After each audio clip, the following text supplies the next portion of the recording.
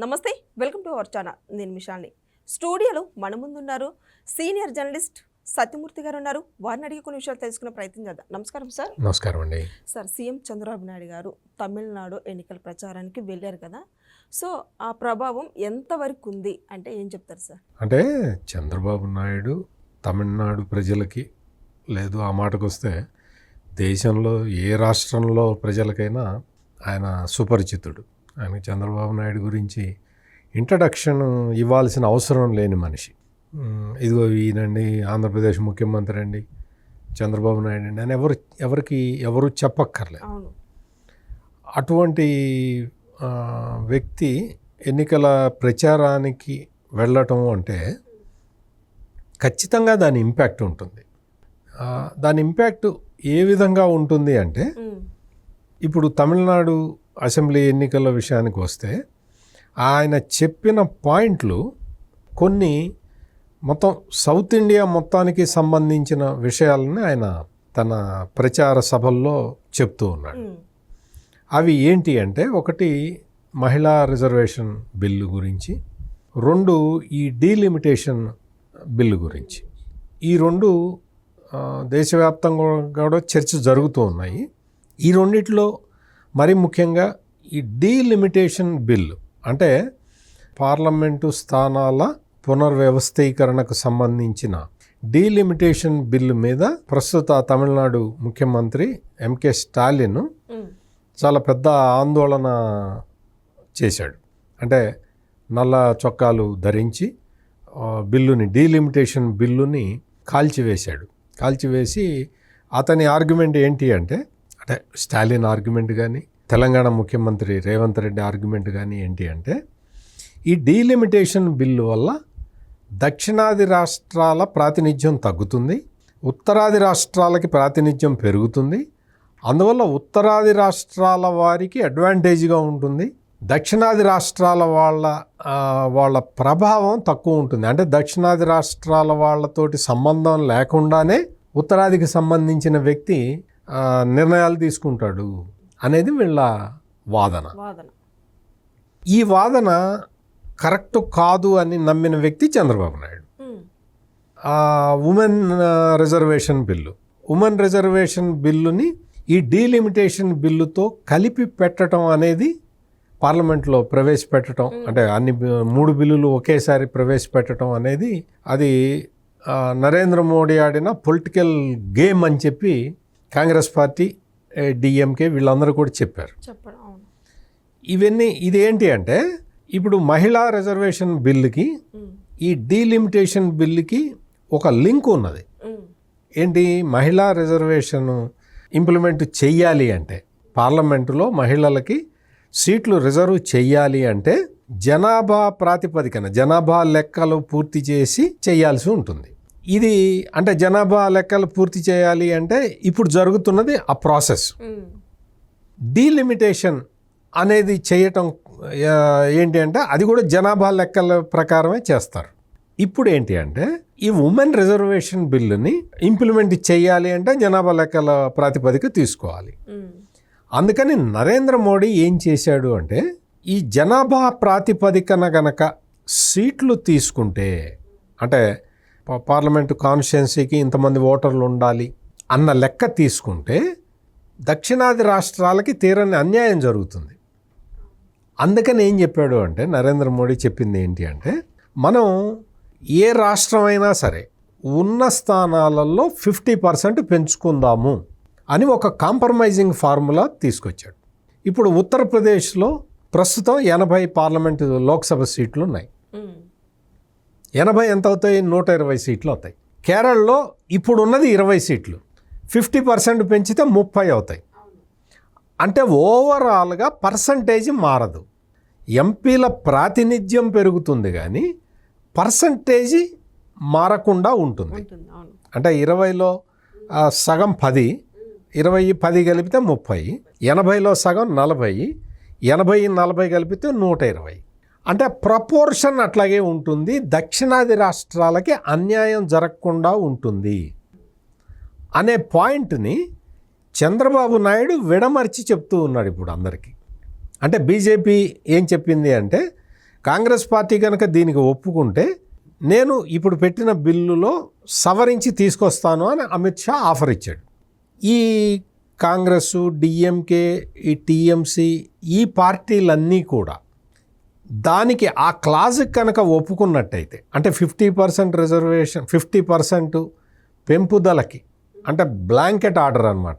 ఏ రాష్ట్రానికైనా ఎంత జనాభా ఉన్నా సరే 50% సీట్లు మాత్రమే పెరుగుతాయి.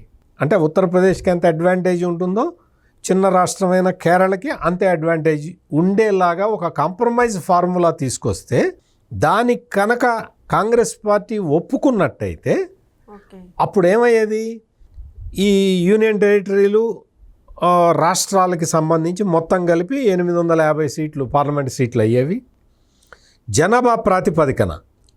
జనాభా ప్రాతిపదికన తీసుకుంటే మీకు 2011 జనాభా లెక్కల ప్రకారం తీసుకున్నా కానీ సౌత్ ఇండియాకి అన్యాయం జరుగుతుంది.